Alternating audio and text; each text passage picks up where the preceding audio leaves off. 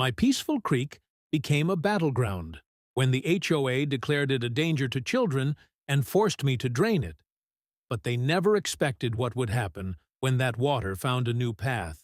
What would you do if the same people who destroyed your sanctuary suddenly found their own homes sinking into a swamp of their own making? Water splashed against my boots as I walked along my creek bed, listening to the gentle babbling that had soothed me for the past 11 years. Birds chirped overhead, while dragonflies skimmed across the surface. This little stream running through my backyard was my favorite thing about my home in Riverstone Heights. After long days fixing other people's plumbing problems, I'd sit by this creek and feel my stress wash away. "Mr. Jackson! Hey, Mr. Jackson!" I turned to see Timmy and Sarah Thompson waving from the edge of my property. These neighbor kids often came by to catch frogs or watch minnows dart between the rocks. "Can we look for tadpoles today?" Timmy called out. "Sure thing," I replied, smiling at their excitement. "Just remember to put them back when you're done." I watched them carefully step from stone to stone, their parents comfortable letting them explore under my supervision. My creek wasn't deep, barely reaching my ankles at its fullest, but it was alive with tiny creatures that fascinated the neighborhood children. Little did I know this peaceful scene would soon become a war zone. The first hint of trouble came in the mail a week later.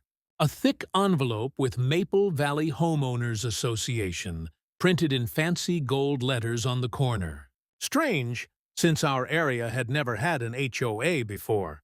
Inside was a welcome letter explaining that our previously unregulated neighborhood had been incorporated into the existing Maple Valley HOA from the newer development next door. I frowned at the attached paperwork. Monthly dues, architectural review requirements, and pages of rules about everything from grass height to holiday decorations. At the bottom was a signature line with an ominous note. "Failure to return signed agreement within 30 days constitutes acceptance of terms." I tossed it aside, planning to ignore it. That strategy lasted exactly 3 days until Karen Westfield appeared at my door. "Good afternoon," she said, her smile tight and practiced. "I'm Karen Westfield, the Community Standards Director for Maple Valley HOA. I noticed you haven't returned your membership agreement." "I'm not interested in joining," I said simply. Her smile didn't waver. "I'm afraid it's not optional. Your property deed includes a provision allowing for HOA formation if 75% of area homeowners agree, and we've reached that threshold." "That can't be right," I argued. "I've owned this place for over a decade." "The provision was always there," she said, handing me a highlighted copy of something that indeed appeared to be from my property documents. "Previous owners never activated it. We're just helping bring consistency to the whole area." I reluctantly signed the papers, but my stomach knotted as I handed them over. "Wonderful," Karen said, tucking them into her folder. "Our first neighborhood meeting is Thursday night." She peered over my shoulder toward my backyard. "We'll need to discuss that unauthorized water feature." "Water feature? It's a natural creek. It was here before my house was built. Natural or not, it poses safety concerns. The Thompson children could wander in and get hurt." I couldn't believe what I was hearing. "The Thompsons bring their kids here specifically to play in the creek. They love it." "Well, Mr. Jackson, unattended water features are against HOA regulations. We'll address it at the meeting." Thursday evening found me sitting in a folding chair in the community center, surrounded by neighbors looking equally confused about this sudden HOA takeover.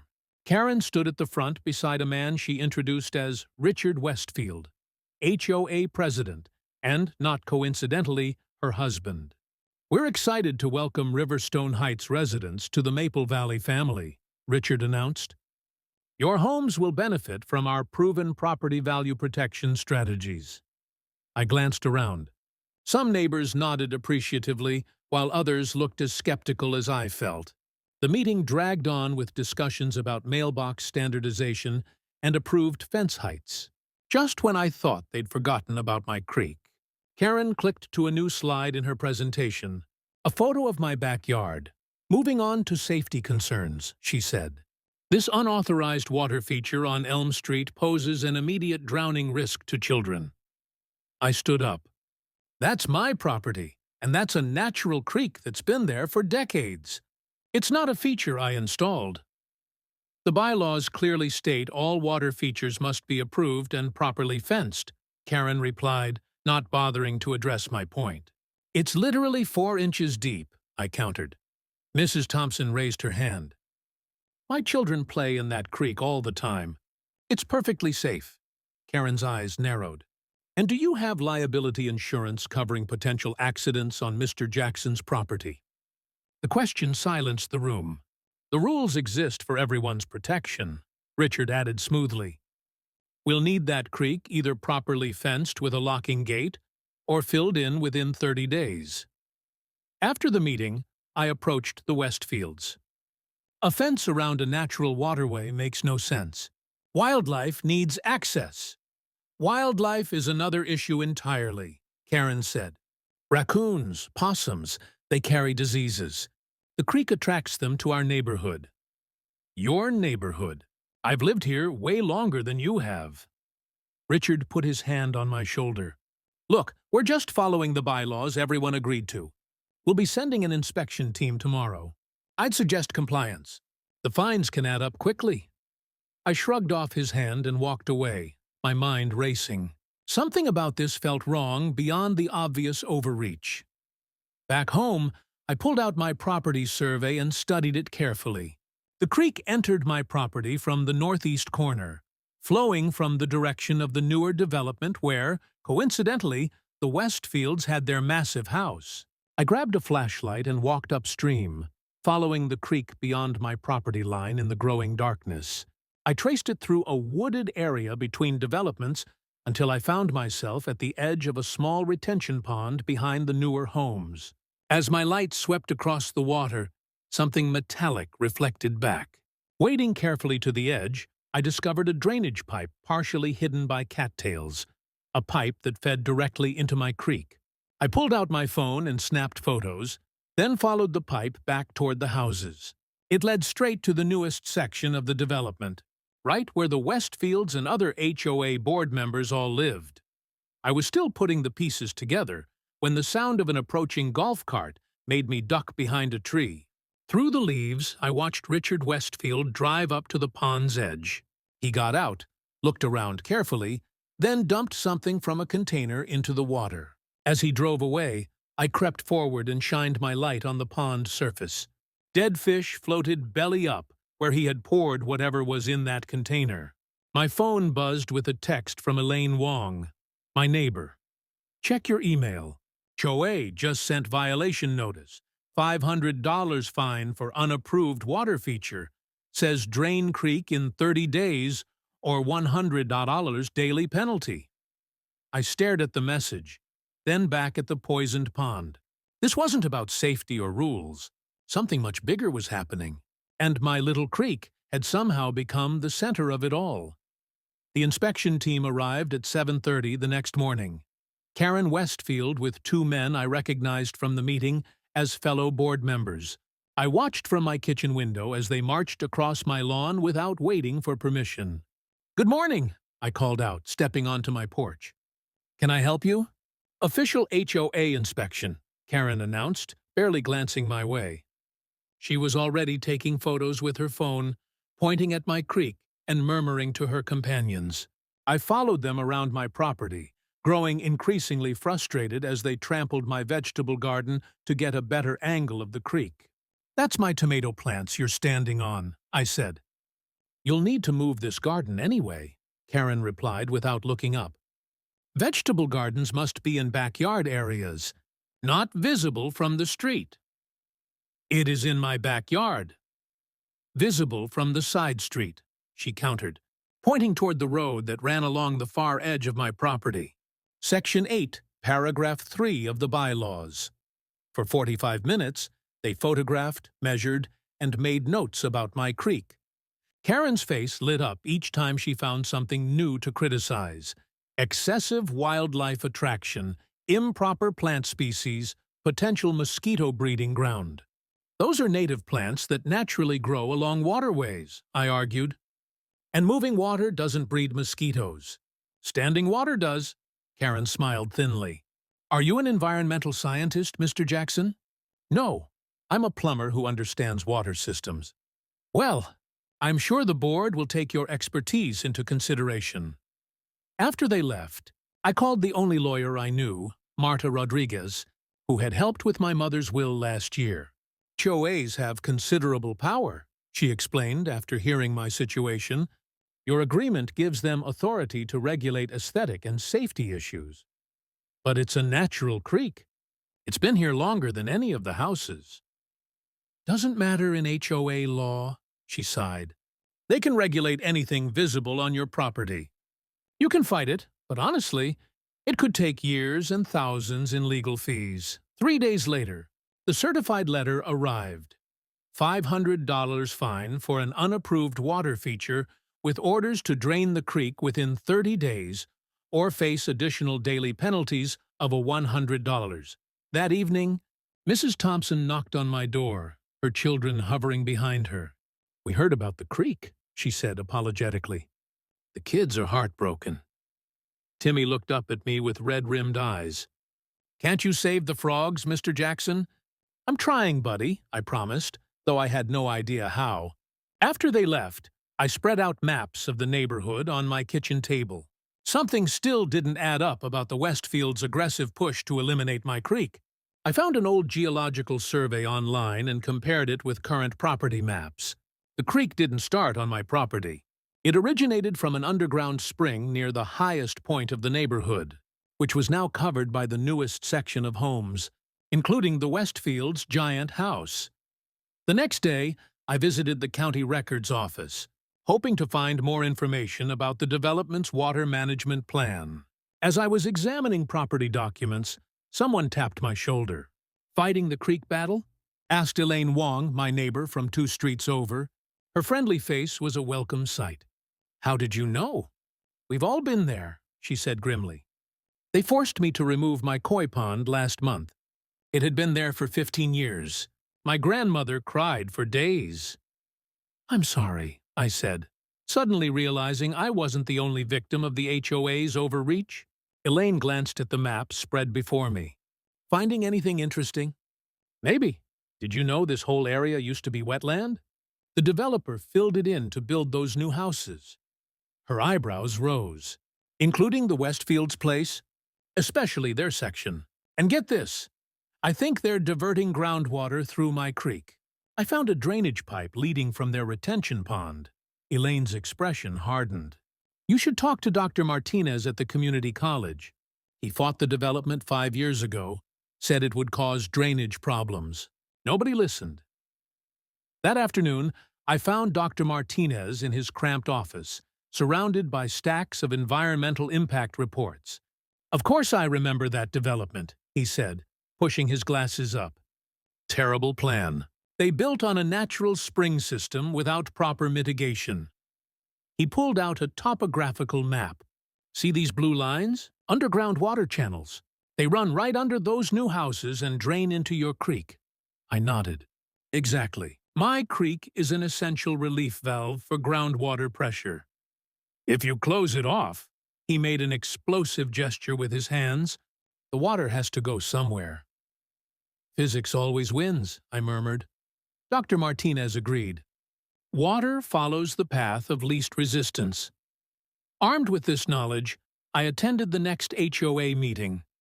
When it came time for resident comments, I approached the microphone. I'd like to discuss the environmental impact of removing my creek, I began. According to geological surveys, it's part of a critical watershed system that helps prevent flooding. Karen immediately cut me off. The association has already consulted experts on this matter. Which experts? I challenged. Because I've spoken with Dr. Martinez from the Environmental Science Department, and he says, We're not here to debate settled issues, Richard interrupted. The violation stands. Next speaker, please. As I returned to my seat, I noticed several neighbors giving me thoughtful looks. After the meeting, Mrs. Thompson and 3 other homeowners approached me in the parking lot. "We believe you," Mrs. Thompson said quietly. "Karen's been using safety concerns to control everyone. Last month, she made the Patels remove their decades-old oak tree because acorns are choking hazards." "I'm fighting this," I told them, "but I need help." That night, as rain poured down, I sat in my car across from my property, watching the crew the HOA had hired under portable floodlights. Men in yellow raincoats dug trenches and laid large pipes, diverting my creek underground. By morning, my beautiful creek bed lay empty and dry, nothing but exposed rocks and mud where water had flowed for centuries. I felt hollow inside as I walked the dead creek bed, picking up stranded minnows and relocating them to a bucket of water.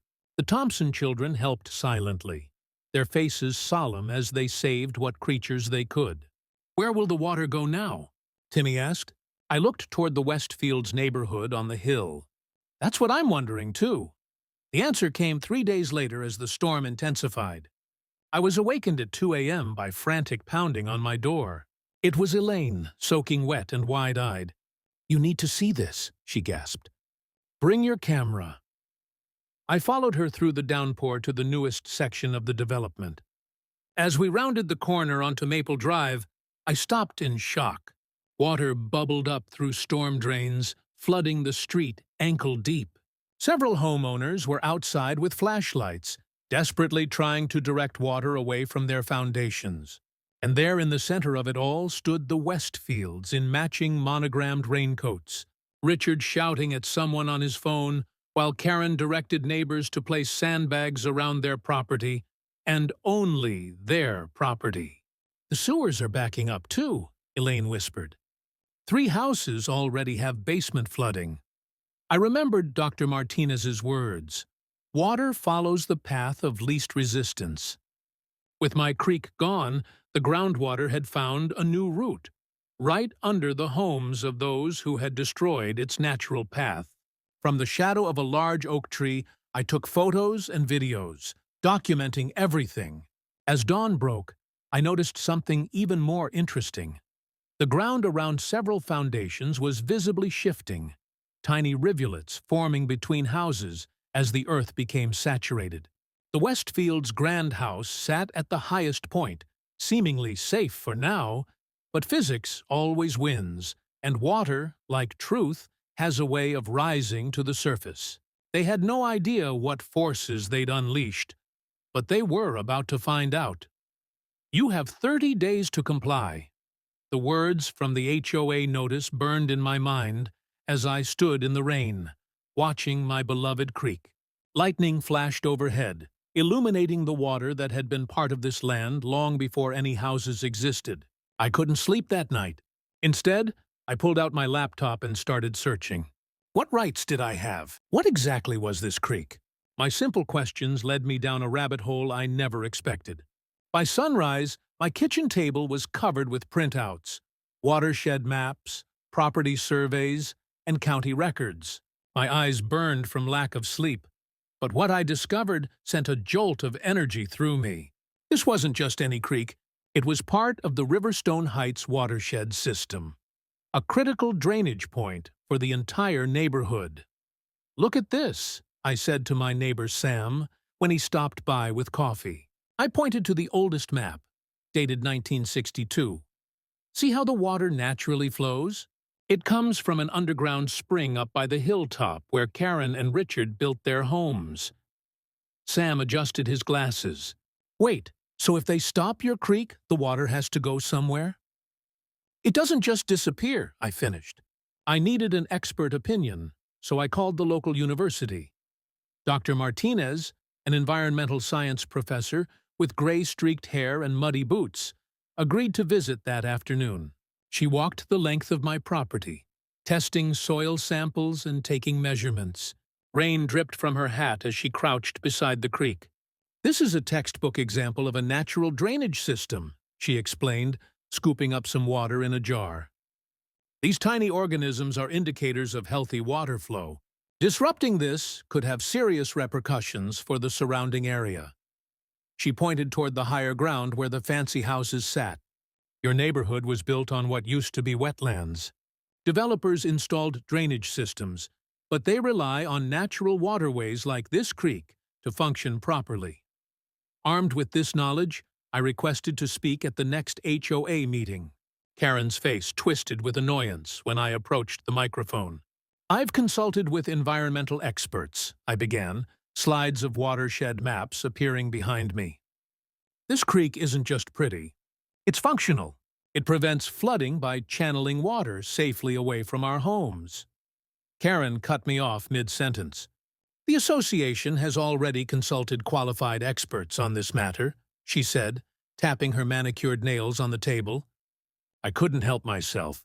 Which experts exactly?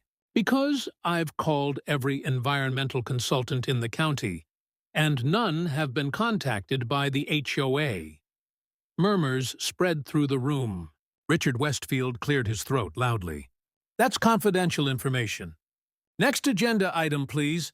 Walking to my car afterward, I heard someone call my name. It was Margaret Z., an older woman who lived near the community entrance. I worked for the county water department for 30 years before retiring, she whispered, glancing around nervously. What you said in there was right. They're making a terrible mistake. She pressed a weathered business card into my hand. Call my old colleague at the water department. Tell him Maggie sent you. 3 days later, I met Tom Richardson from the county water department for coffee. He brought historical flood maps that confirmed my suspicions. Your HOA president lives here? He asked, circling an area on the map. This whole section was classified as a seasonal wetland until 2015, when the zoning was mysteriously changed. How could that happen? Money talks, Tom shrugged, but changing paperwork doesn't change geology. Water follows gravity, not HOA bylaws. That evening, I received an email from the HOA. My deadline to move the creek had been moved up. They were sending contractors tomorrow. I felt sick watching the workers arrive the next morning. Heavy machinery tore into my backyard as Karen stood by her SUV, arms crossed triumphantly. By sunset, my beautiful creek was gone, diverted into underground pipes. The exposed creek bed looked like an open wound across my property. That night, a massive storm hit our area. I sat on my back porch, listening to the rain hammer against the roof. Around midnight, my phone lit up with notifications from the neighborhood chat group. Anyone else's basement flooding? Water coming through my walls on Maple Drive. Sewage backing up in downstairs bathroom. I pulled on my raincoat and boots, grabbed a flashlight, and ventured out into the storm. Water pooled in the streets, but something caught my attention. The flooding wasn't random. It was concentrated around certain homes, particularly those near Karen and Richard's properties. Following a hunch, I sloshed through ankle-deep water toward their street. What I saw made me gasp. Water bubbled up through their perfectly manicured lawns like natural springs.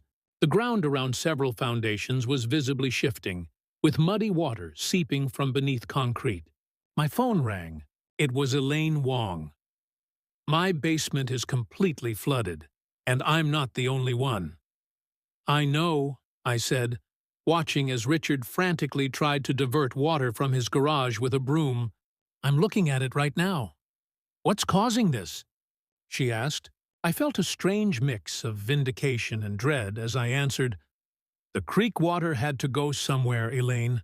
It followed the path of least resistance, right under the homes of those who destroyed its natural course. As lightning flashed overhead, I noticed something even more alarming. A hairline crack had appeared along the side of Karen's house, growing wider as water continued to push up from below. My creek hadn't disappeared.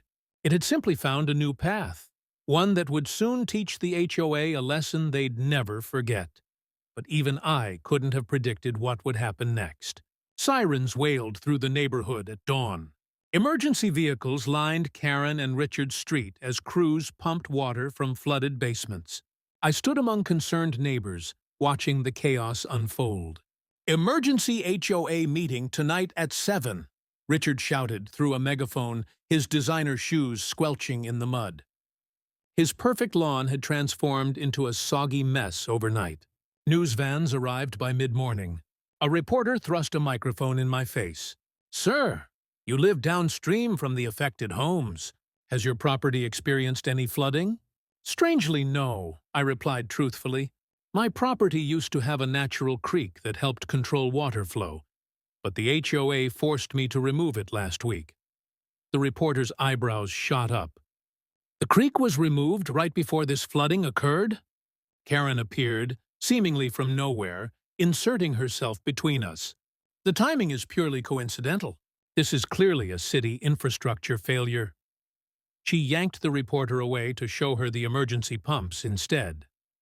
My phone buzzed with a text from Elaine. "Did you see what happened to the Thompsons' house? It's the worst on the block." I hadn't. Making my way to their property, I found Sarah Thompson sitting on her front steps, surrounded by soaked photo albums and family heirlooms. Her husband, Dean, carried waterlogged items to the curb. These were the people whose children Karen had used as an excuse to target my creek. "I'm so sorry," I said, genuinely meaning it. "They weren't my enemies." Sarah looked up with red-rimmed eyes. "Our insurance agent just left. They won't cover anything because it's classified as surface water intrusion. The adjuster said something about us being in an unmapped flood zone." I helped them carry furniture to higher ground, as she explained how water had bubbled up through their basement floor like a spring, ruining everything stored there, including her grandmother's handmade quilts and their children's baby memorabilia. The community center buzzed with angry voices that evening. Every seat was filled, with people standing along the walls. Neighbors who had never spoken at meetings before were demanding answers. Karen rapped her gavel repeatedly, trying to maintain control. "This meeting will come to order. Our first agenda item is the unprecedented flooding event." Richard stepped forward, adjusting his tie. "The board has been in contact with city officials. This appears to be a city infrastructure failure. Rest assured, we are demanding immediate action." Several homeowners shouted questions simultaneously. Karen pointed to a man in the front row. "My basement has flooded 3 times this week. Who's paying for this damage?" he demanded. "Your homeowner's insurance," Karen began. "They denied my claim," someone else interrupted. "Said it's not covered because we're on what used to be wetlands." I raised my hand patiently until Karen reluctantly acknowledged me. "I've been researching our neighborhood's geological history," I said, connecting my laptop to the projector. "What we're experiencing isn't unprecedented at all." My presentation showed historical maps of the area dating back to 1962, before development began. Our entire neighborhood was built on natural wetlands. The developers installed drainage systems, including natural waterways like the creek on my property. I clicked to the next slide, a county survey map highlighting water flow patterns. When the HOA ordered me to remove my creek last week, they eliminated a critical drainage point. Karen's face flushed. "This is absurd. Are you suggesting we caused this disaster?" "I'm not suggesting anything," I replied evenly. "I'm stating hydrological facts. Water always follows the path of least resistance, in this case, right under the foundations of homes built on filled-in wetlands." Richard stormed to the front. "This sounds like a threat. Are you admitting responsibility for this damage?" "I didn't redirect the creek," I said, looking him directly in the eyes. "The HOA did, against my warnings and expert advice." The room erupted. Parents whose children had supposedly been at risk from my creek now faced thousands in water damage. Homeowners who had remained silent during previous HOA overreach were suddenly demanding answers. Margaret C., the retired water department employee, spoke up. "I've contacted my former colleagues at the county. They're sending engineers tomorrow to assess the situation." "The HOA has not authorized any county inspections," Karen protested. They don't need HOA permission, Margaret replied calmly. This is now classified as a potential public health emergency. The meeting dissolved into chaos. As I packed up my materials, Sarah Thompson approached me. The water in our basement keeps coming back, no matter how many times we pump it out, she whispered. Our foundation is cracking. The HOA is telling us to handle it ourselves, but we can't afford these repairs. How many other families are in the same situation?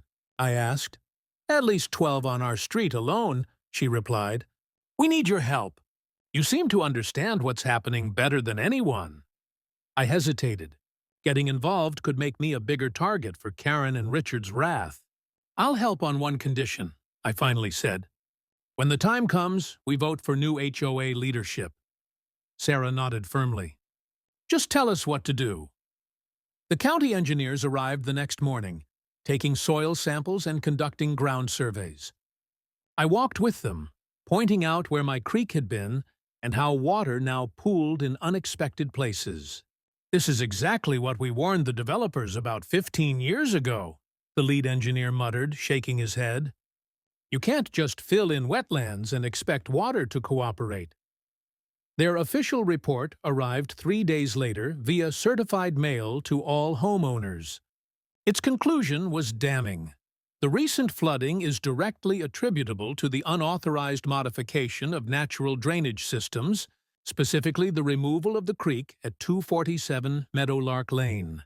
I barely slept that night, knowing the report named my address specifically. When morning came, I stepped outside to find all 4 of my car tires slashed. A note had been tucked under my windshield wiper.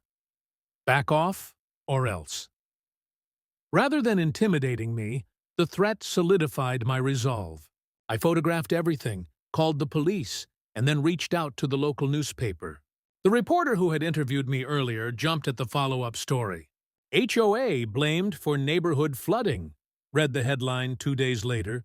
The article detailed how the HOA had ignored expert advice and forced the removal of a natural drainage feature, leading to property damage for multiple homeowners.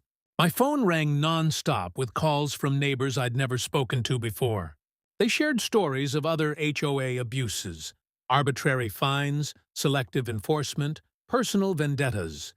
They made me remove my son's basketball hoop because it was 2 inches taller than regulation, one father told me. Meanwhile, Richard's boat has been parked in his driveway for months, against the same rules. What had begun as a fight for my creek had evolved into something much larger. The HOA had awakened a sleeping giant, a community tired of petty tyranny. That evening, as I helped the Thompsons install water barriers around their foundation, I noticed Karen and Richard watching from their car across the street. When they saw me looking, they quickly drove away. The neighborhood group chat pinged with an urgent message from Elaine. Emergency meeting at my house tomorrow, 7 p.m. Do not discuss on this chat. Spread the word personally. I sensed a revolution brewing. The water that once flowed peacefully through my land was about to become a flood of change that even Karen and Richard couldn't control. Someone slashed my tires, I told Officer Jenkins as he took photos of my car, and left this note. I handed him the threatening paper in a plastic bag. Any idea who might have done this? He asked, not looking up. The HOA president and his wife aren't happy with me right now. My phone buzzed with a text from Elaine. Emergency meeting at my house now. When I arrived, people were crammed into Elaine's living room, the air heavy with worry and anger. My kid's bedroom ceiling caved in last night, Sarah Thompson said, showing us pictures of soaked stuffed animals and ruined books. Her voice cracked. They're staying with my parents now. Michael Rodriguez stood up, his hands shaking. I have 3 feet of water in my basement. My daughter's quinceañera dress was in storage down there. It was my grandmother's, from Mexico. Gone. My insurance is dropping me, added Taylor Williams, clutching a letter. They're calling our homes high-risk flood zones now. The room exploded with stories.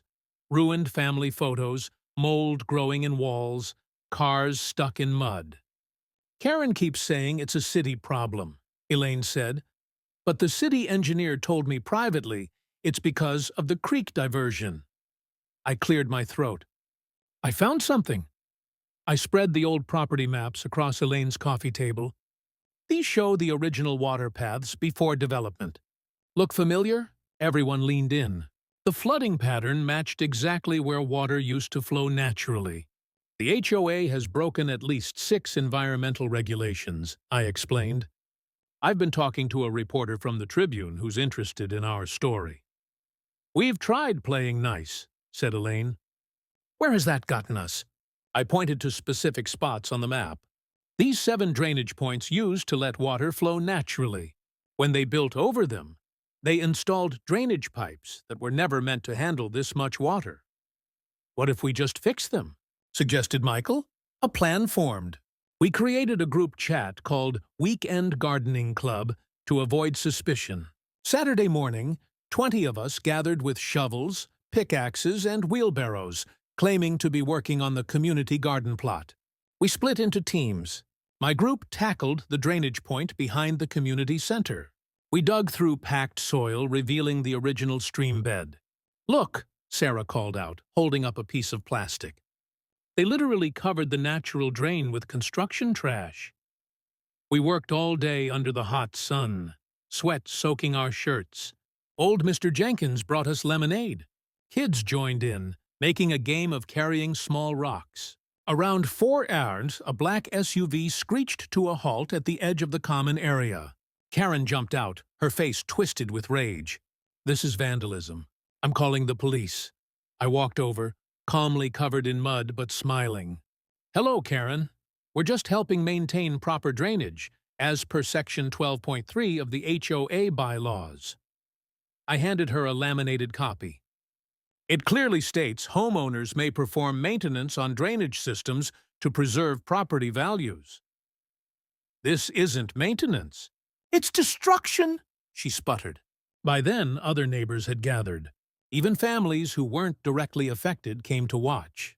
Is it destruction to prevent our homes from flooding? Asked Taylor, stepping forward. Or is it destruction to ignore the warnings of environmental experts and pipe away a natural creek?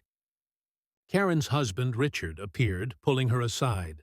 I could see them arguing, Richard looking worried as he pointed at the growing crowd of neighbors.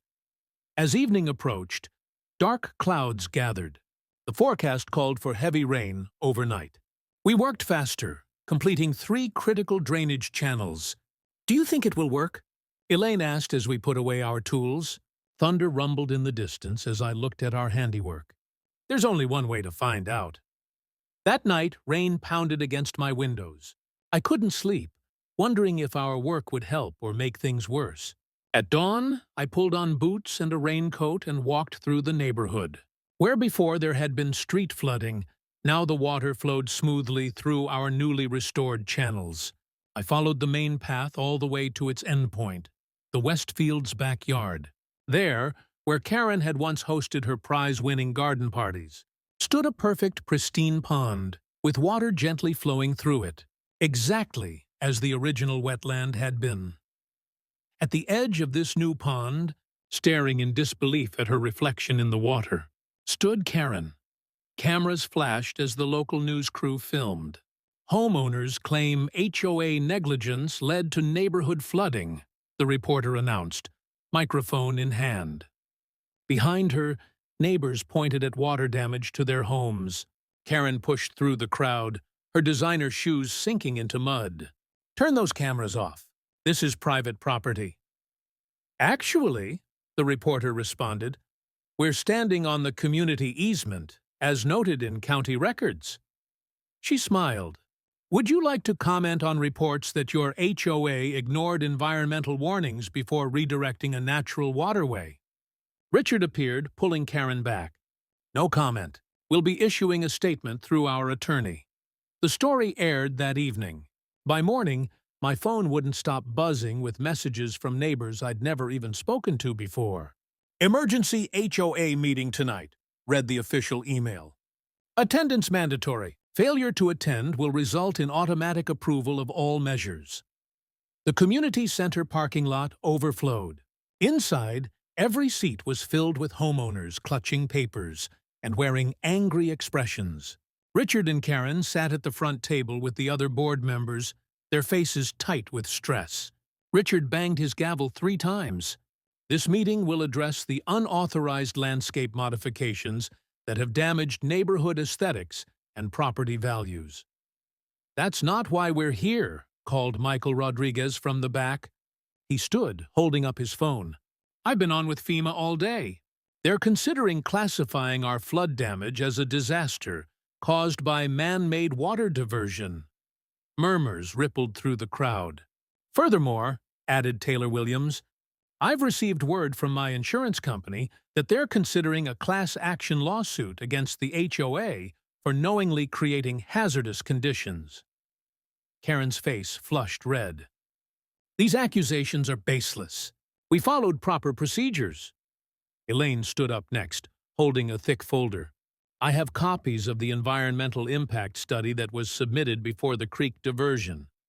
It specifically warned of potential flooding if the natural watershed was disrupted."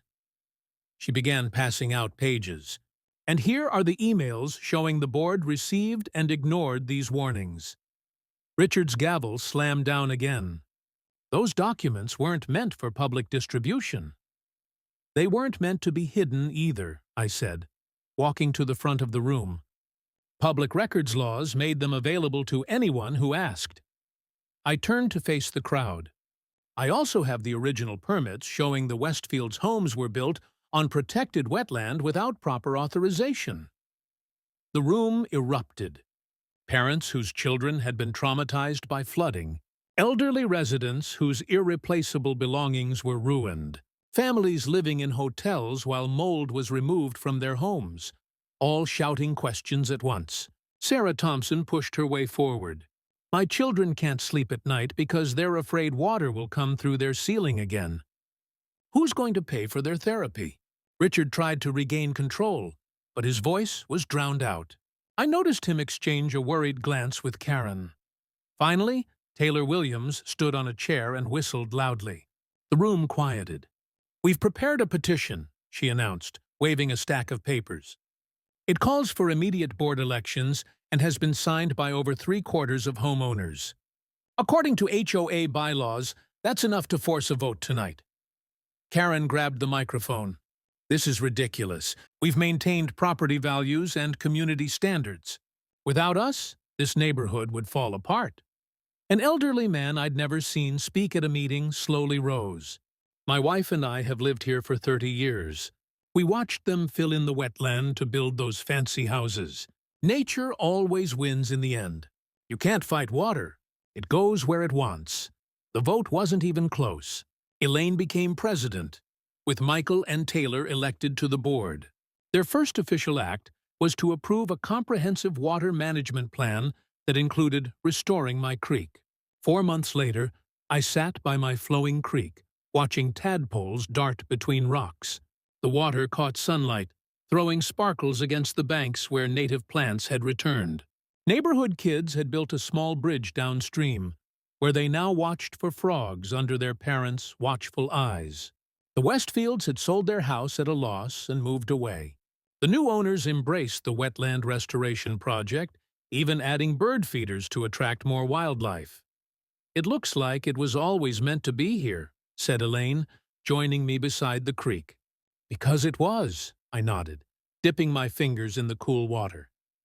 "How's the class action lawsuit going?" "Settlement talks start next week. The HOA's insurance is covering most damages." A blue heron landed gracefully at the water's edge, studying its reflection before stabbing at a small fish. "You know," Elaine said quietly, "Karen left something behind when she moved." "What's that?" "A sign. It was in her garage. It said, 'Danger, water hazard, keep children away.' I put it up by the community garden with a new sign underneath that says, 'Nature, not a danger, but a teacher.'" I laughed, watching the water flow freely where it had always been meant to go. Sometimes justice doesn't come from courts or rules, but simply from letting nature take its course. What would our world look like if we stopped fighting against it and started working with it instead?